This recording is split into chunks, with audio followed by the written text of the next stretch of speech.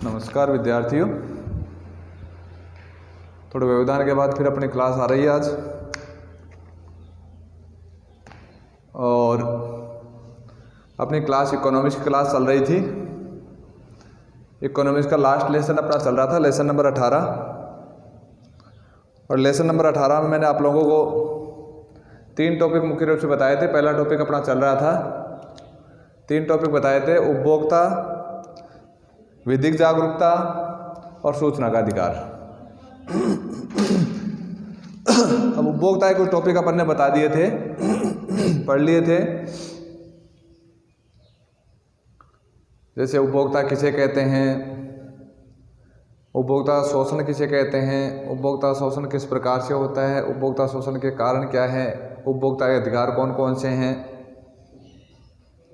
अब इसके आगे अपन टॉपिक पढ़ेंगे। अब टॉपिक पढ़ाने से पहले मैं आप लोगों को एक बात कहना चाहता हूं कि मैंने आप लोगों से होमवर्क के लिए कुछ कहा था और मेरे हिसाब से आप सब लोगों ने होमवर्क कर लिया होगा। और अब जो कहा था मैंने आपको कि साहब इकोनॉमिक्स और ज्योग्राफी दोनों के छोटे क्वेश्चन तैयार करने हैं, वो आप लोगों ने तैयार कर लिए होंगे। अब एक थोड़ी आपके लिए बोल दूं कि साहब अपने जो ज्योग्राफी और इकोनॉमिक्स के जितने लेसन हो गए हैं, जैसे ज्योग्राफी के 2 लेसन मैंने पढ़ा दिए, इकोनॉमिक्स का पहला ये लेसन चल रहा है। जैसे लेसन कंप्लीट होगा, इन तीनों लेसन का टेस्ट होगा, तैयार रखना आप। जैसे लेसन कंप्लीट होगा, इन तीनों लेसन का टेस्ट होगा। और तीनों लेसन का टेस्ट कैसे होगा? छोटे क्वेश्चन पूछे जाएंगे आपसे, 1 नंबर और 2 नंबर के क्वेश्चन पूछे जाएंगे जो आपने नोट्स बनाए हैं। तो बिल्कुल कंटेस्ट तीनों पार्ट तैयार होने चाहिए आपके। तो अब यहाँ पर अपन पढ़ रहे थे लेसन नंबर 18, उसमें अपन ने पढ़ लिया था उपभोक्ता के अधिकार तक। अब अपन पढ़ेंगे यहाँ पर आज का टॉपिक उपभोक्ता के कर्तव्य। उपभोक्ता के कर्तव्य पढ़ेंगे अपन। तो देखो यहां पर, यानी अधिकार और कर्तव्य, चाहे आप मौलिक अधिकार पढ़ लो और मौलिक कर्तव्य पढ़ लो, चाहे उपभोक्ता अधिकार पढ़ लो और उपभोक्ता के कर्तव्य पढ़ लो। तो अधिकार और कर्तव्य दोनों एक सिक्के के 2 पहलू होते हैं। अगर अधिकार कब प्राप्त होंगे? जब कर्तव्य का पालन करोगे। गांधी जी ने एक बार कहा था कि कर्तव्य का पालन करते जाओ, अधिकार पीछे पीछे आ जाएंगे।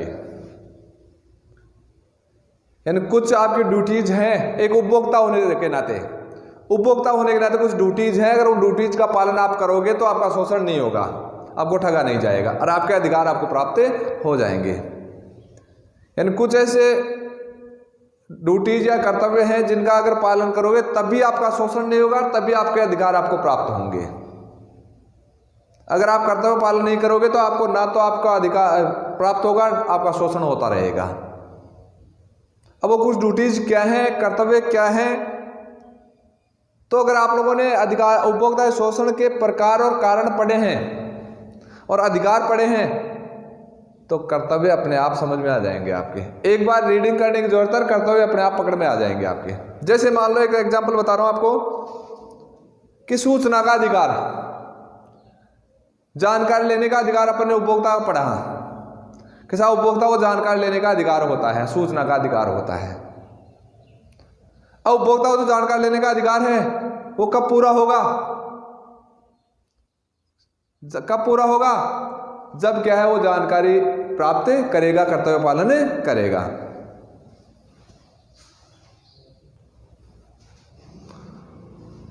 तो अपन देख रहे थे कि साहब अधिकार कब प्राप्त होंगे? जब कर्तव्य पालन करोगे। यानी सूचना का अधिकार है, अगर सूचना प्राप्त करने की कोशिश नहीं करोगे तो सूचना कौन देगा आपको? तो सूचना प्राप्त करना अनिवार्य, तभी आपको क्या है, सूचना का अधिकार प्राप्त होगा। तो अपन कर्तव्य देख रहे हैं यहां पर। तो सबसे पहला कर्तव्य देखें अपन। मैंने आपको एक चीज बताई थी क्या शोषण के कारणों में बताया था कि साहब रसीद प्राप्त नहीं करना। तो सबसे पहला जो कर्तव्य है उपभोक्ता का, सबसे पहला कर्तव्य, कोई भी वस्तु या सेवा आप खरीद रहे हो या प्राप्त कर रहे हो तो सबसे पहला कर्तव्य यह बनता है कि साहब उसके कैश मेमो या रसीद प्राप्त करो। अगर रसीद प्राप्त नहीं करोगे, यानी सबसे पहला कर्तव्य अपन शॉर्ट में लिखे यहां पर, रसीद प्राप्त करना। सबसे मूल कर्तव्य है कौन सा? रसीद प्राप्त, उस कमरे में रसीद प्राप्त करना। यानी अगर मान लो रसीद प्राप्त नहीं करोगे तो आपका शोषण हो गया और कोई वस्तु खरीदी आपने और उस वस्तु में ठगी हो गई आपकी, तो आप उसका जवाब नहीं दे पाओगे। यानी आप उसको लेकर जाओगे तो कहेगा मैंने तो आपको दी ही नहीं है। तो सबसे पहला है साहब रसीद प्राप्त करना। दूसरा देखो, जानकारी प्राप्त करना।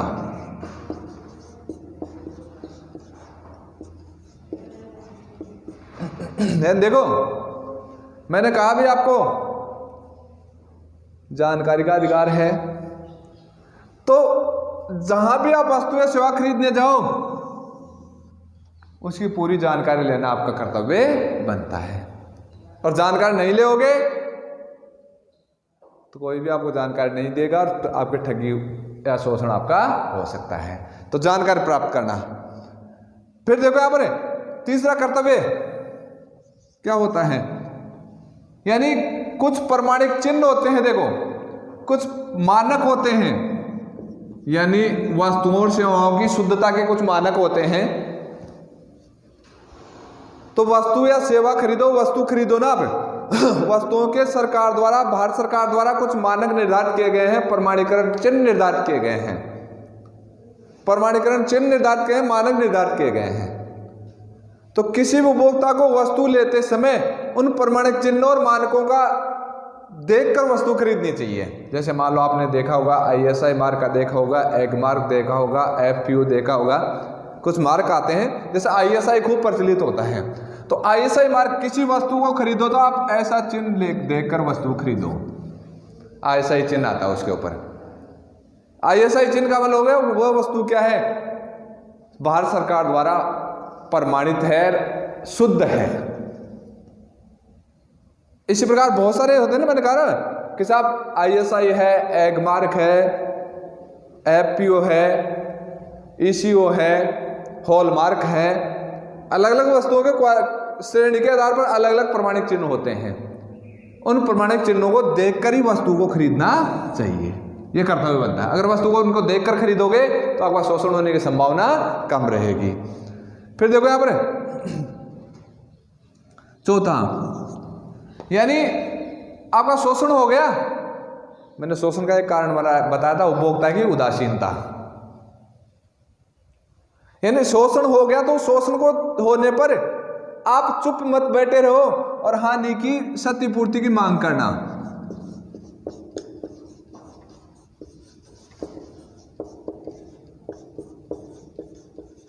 यानी जो भी शोषण हुआ आप उस शोषण को देखकर चुप मत बैठे रहो, तुरंत उसकी क्षतिपूर्ति की मांग विक्रेता से करो। और क्षतिपूर्ति की मांग करोगे तभी आपका उसके क्षतिपूर्ति की जाएगी। तो चौथा जो कर्तव्य है किसान क्षतिपूर्ति की मांग करना, यानी जो आपका नुकसान है उसके भरपाई की मांग उस विक्रेता से करना, ये चौथा कर्तव्य बनता है। पांचवा देखो, पांचवा कर्तव्य क्या बनता है। अगर आपका शोषण या ठगी हो गई तो आप शिकायत करोगे, तो शिकायत के लिए सबसे पहली बात है सबूत जुटाना या प्रमाण जुटाना। यह भी आपका कर्तव्य बनता है कि आपकी शिकायत पर सुनवाई या शिकायत की सुनवाई सफल कब होगी, जब आप उसके लिए प्रमाण या सबूत जुटाओगे। शिकायत कर दी लेकिन सबूत नहीं दिया तो आपकी शिकायत पर कोई अमल नहीं होगा। तो प्रमाण या क्या करना बताओ, सबूत जुटाना, यह कर्तव्य बनता है। और आगे कर्तव्य बनता है छठा, अगर विक्रेता आपकी शिकायत का ध्यान नहीं देता है, अगर विक्रेता शिकायत का ध्यान नहीं देता है तो उपयुक्त मंच निर्धारित किए गए हैं, उन मंचों पर शिकायत करना।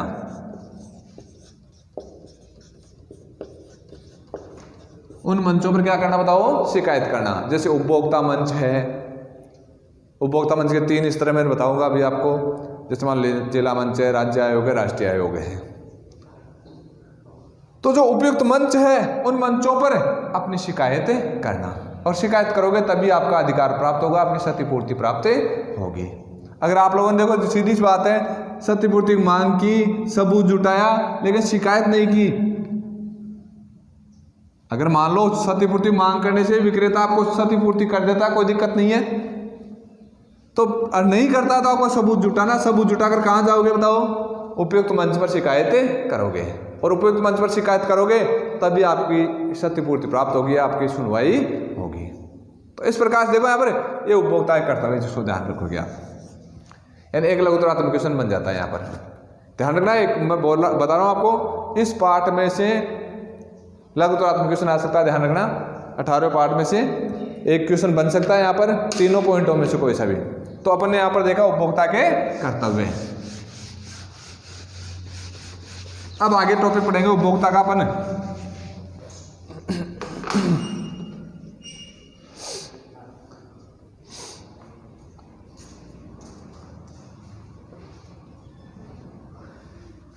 उपभोक्ता शिकायतों के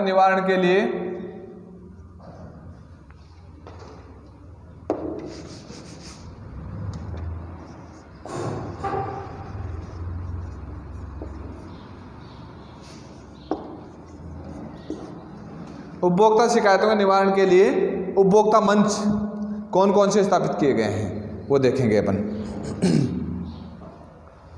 उपभोक्ता मंच कौन कौन से निर्धारित किए गए हैं, तो देखो उपभोक्ता मंच क्या है, कहाँ पर कितने स्तर पर उपभोक्ता मंच निर्धारित किए गए हैं। तो उपभोक्ता मंच का देखें तो 3 स्तर पर उपभोक्ता मंच हैं। कितने स्तर पर है? 3 स्तर पर, ध्यान रखना। देखो 3 स्तर पर उपभोक्ता मंच है। पहला स्तर है जिला स्तर,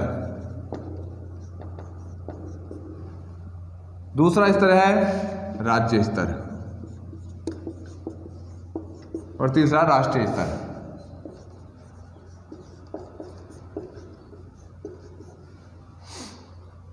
अब इनमें कौन कौन सी संस्थाएं हैं, तो यहां पर आता है जिला मंच, यहां पर आता है राज्य आयोग, और यहां पर है राष्ट्रीय आयोग।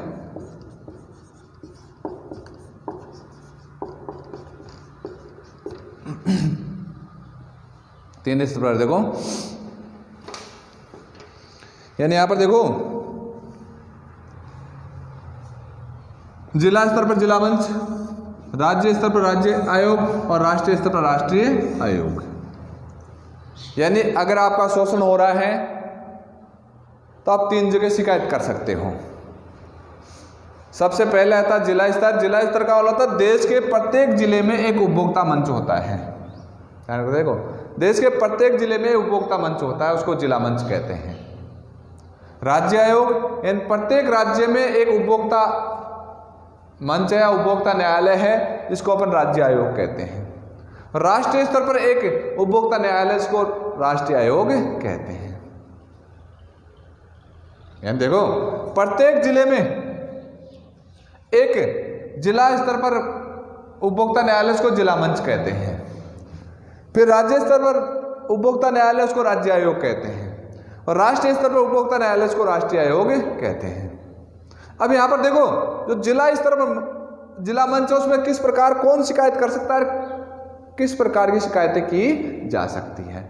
तो सबसे पहली बात तो देखो कि जिला मंच पर शिकायत करने के लिए सबसे पहली शर्त यह होती है कि कोई भी एक पक्ष, देखो शिकायत करता है 2 पक्ष होते हैं, एक जिसका शोषण हुआ है, एक जिसने शोषण किया है, क्रेता और विक्रेता। यहाँ पर तो देखो यहाँ पर जिला मंच पर शिकायत होने के लिए सबसे पहली शर्त यह है कि साहब दोनों पक्षों में से कोई उस जिले का निवासी होना चाहिए। ध्यान रखना। देखो जैसे मान लो जयपुर जिला मंच है साहब, जयपुर जिला मंच है। अब जयपुर जिला मंच में कौन शिकायत कर सकता है? तो जो शिकायत करता है या जिसके खिलाफ शिकायत की गई है उनमें से कोई एक इस जयपुर का निवासी होना चाहिए, तभी क्या उसकी शिकायत कहां पर की जा सकती है? बताओ, जिला मंच में शिकायत की जा सकती है। सही है ना? यानी जैसे जयपुर जिला मंच है, जयपुर जिला मंच की शिकायत है, जयपुर जिला मंच में शिकायत कब होगी? जब दोनों पक्षों में से कोई एक पक्ष उस जिले का निवासी होगा। जैसे मान लो जिसका शोषण हुआ वो जयपुर का निवासी हो, या जिसने शोषण किया वो जयपुर का निवासी हो, तो जयपुर जिला मंच में उसकी शिकायत की जा सकती है। ऐसा नहीं कि साहब दिल्ली में ठगी हुई है, दिल्ली का निवासी था और एक लखनऊ का निवासी था, तो जयपुर जिले में शिकायत करेंगे, नहीं हो सकती। सबसे पहली शर्त तो यह है। दूसरी शर्त देखो क्या है कि जिला मंच पर कौन सी शिकायतों का निवारण होता है? वो होता है साहब 20 लाख रुपए तक की शिकायतें। ध्यान रखना। देखो यानी 20 लाख रुपए तक का जो विवाद है उनकी शिकायत ही हो सकती है। कहां पर बताओ? जिला मंच में।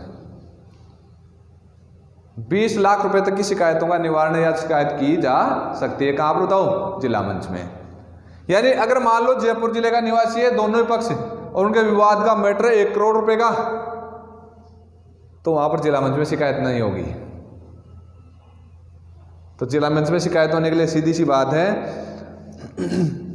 क्या होगा?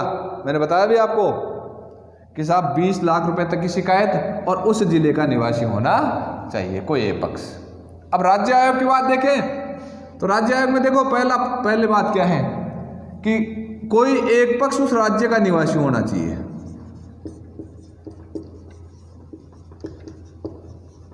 कोई एक पक्ष उस राज्य का निवासी होना चाहिए, सबसे पहली बात तो। दूसरी बात है, दूसरी शर्त क्या है कि 20 लाख से अधिक और 1 करोड़ से कम। कितने से अधिक बताओ? 20 लाख से अधिक और 1 करोड़ रुपए से कम की शिकायत की जा सकती है। कहां पर बताओ? राज्य आयोग में। कहां पर बताओ? राज्य आयोग में। कितनी शिकायत हो सकती है बताओ? 20 लाख से अधिक और 1 करोड़ से कम की शिकायत कहां की जा सकती है बताओ? राज्य आयोग में की जा सकती है। अब राज्य आयोग में क्या है? अब राष्ट्रीय आयोग में, सॉरी, राष्ट्रीय आयोग में क्या है? तो राष्ट्रीय आयोग में अब ये लाइन लिखने की कोई जरूरत ही नहीं है, क्यों? राष्ट्रीय आयोग में तो देश का नागरिक हो, सीधी सी बात है, भारत का नागरिक आएगा। तो इसमें क्या आएगा कि साहब 1 करोड़ से अधिक,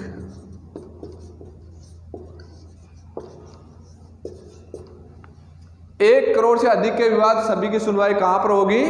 राष्ट्रीय आयोग में होगी। 1 करोड़ से अधिक के जितने विवाद होंगे उनकी सुनवाई कहां पर होगी बताओ? कहां होगी? राष्ट्रीय आयोग में होगी। अब देखो यहां पर ये तो 3 स्तर देख लिए अपन ने। अब यहां पर एक पॉइंट आता है कि साहब जैसे मान लो साहब जिला मंच ने कोई निर्णय दिया तो उसके खिलाफ अपील कहां की जा सकती है? तो देखो जिला मंच ने अगर निर्णय दिया तो उसकी अपील 30 दिन के भीतर कहां की जा सकती है? राज्य आयोग में की जा सकती है। अगर जिला मंच, देखो जिला मंच ने कोई निर्णय दिया, उस निर्णय से कोई एक पक्ष संतुष्ट नहीं है, तो जो संतुष्ट नहीं है वो पक्ष 30 दिन के भीतर कहां अपील कर सकता है? राज्य आयोग में अपील कर सकता है। सुनना देखो ध्यान से कि साहब ये मैंने बता दिया किस प्रकार शिकायतें हो सकती है। अब शिकायत होती है, शिकायत का निवारण होता है, निवारण होकर फैसला आता है, फैसला जिला मंच ने दे दिया, मान लो फैसला जिला मंच ने दे दिया, जिला मंच का फैसले से कोई एक पक्ष संतुष्ट नहीं है तो कितने दिन के भीतर बताओ? 30 दिन के भीतर कहां अपील कर सकता है? राज्य आयोग में अपील कर सकता है। अब मान लो राज्य आयोग है, उसने निर्णय दिया, उस निर्णय से कोई पक्ष संतुष्ट नहीं है, तो देखो यहां पर 30 दिन के भीतर कहां अपील कर सकता है? राष्ट्रीय आयोग में अपील कर सकता है। कहां अपील कर सकता है बताओ? राष्ट्रीय आयोग में। यानी राज्य आयोग ने कोई निर्णय दिया और राज्य आयोग से कोई पक्ष संतुष्ट नहीं है, तो कितने दिन के भीतर बताओ, 30 दिन के भीतर कहां पर बताओ, राष्ट्रीय आयोग में अपील कर सकता है। अब ये प्रश्न आता है कि साहब राष्ट्रीय आयोग ने निर्णय दिया और उससे कोई पक्ष संतुष्ट नहीं है, तो कहां जाएगा? अब आप सामने होते तो मैं आपसे पूछ लेता, लेकिन अभी आपको मैं बताता हूं कहां जा सकता है। तो आप लोगों ने एक चीज पढ़ी होगी सेंट्रल सरकार में, क्या? सर्वोच्च न्यायालय।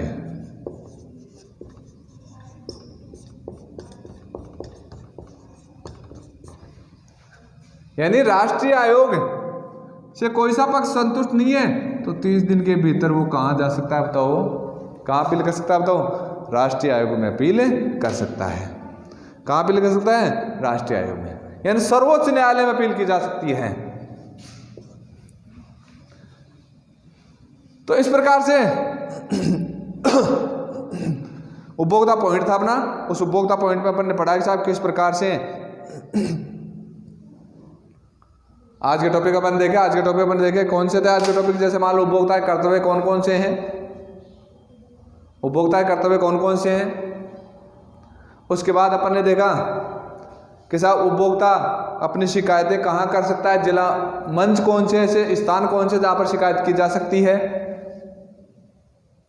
अब 3 स्तर पर है वो, पहला जिला स्तर पर, दूसरा राज्य स्तर पर, तीसरा राष्ट्रीय स्तर पर। जिला स्तर पर जिला मंच कहते हैं, राज्य स्तर पर राज्य आयोग कहते हैं, राष्ट्रीय स्तर पर राष्ट्रीय आयोग कहते हैं। और उनमें किस प्रकार की शिकायतें की जा सकती है, उन शिकायतों का निवारण किस प्रकार से वो अपनी प्रक्रिया पूरी करते हैं। वो प्रक्रिया आपके सिलेबस में मेरे साथ दी नहीं है, इसलिए नहीं बता रहा हूँ, यहाँ पर आपको प्रक्रिया पूरी आती है। तो देखो यहाँ पर फिर अपन ने देखा साहब किस प्रकार से अगर कोई पक्ष संतुष्ट नहीं है निर्णय से तो कहाँ जा सकता है। तो उसके लिए अपन ने देखा है साहब वो जिला मंच के खिलाफ कहाँ अपील हो सकती है? राज्य आयोग में। राज्य आयोग के खिलाफ अपील हो सकती है कहाँ बताओ? राष्ट्रीय आयोग में। राष्ट्रीय आयोग के खिलाफ अपील हो सकती है कहाँ बताओ? सर्वोच्च न्यायालय में। तो इस प्रकार से ये आपका 18वें पार्ट का पहला टॉपिक कंप्लीट हो गया। 18वें पार्ट का पहला टॉपिक कंप्लीट हो गया, जिसको अपन बोल रहे थे। तो देखो यहाँ पर ये कौन सा उपभोक्ता पॉइंट। अब अपना अगला पॉइंट पढ़ेंगे विधिक जागरूकता। अगला पॉइंट क्या पढ़ेंगे? विधिक जागरूकता, जो अगली क्लास में पढ़ेंगे। एक बार फिर रिपीट कर रहा हूँ आपको कि जैसे ज्योग्राफी और इकोनॉमिक्स के 3 पार्ट पूरे हो जाते हैं, वैसे होमवर्क तो सबका कर लिया आपने, ये 3 लेसन पूरे हो जाते हैं, 12वां और 13वां और 18वां। वैसे इन तीनों पार्टों का टेस्ट होगा, तो इन तीनों पार्टों को क्लियर तैयार रखना। और ख़ास तौर से 1-2 दिन में ये 2 पार्ट पूरे ज्योग्राफी क्लियर होने चाहिए, टेस्ट भी हो जाएगा। और अगर घर पे मैं आ गया और वहाँ पर क्वेश्चन पूछ लिए नहीं बताए तो वहाँ पर भी क्या आपका पनिशमेंट दिया जा सकता है। तो इन पार्टों को तैयार रखोगे, ठीक है। धन्यवाद।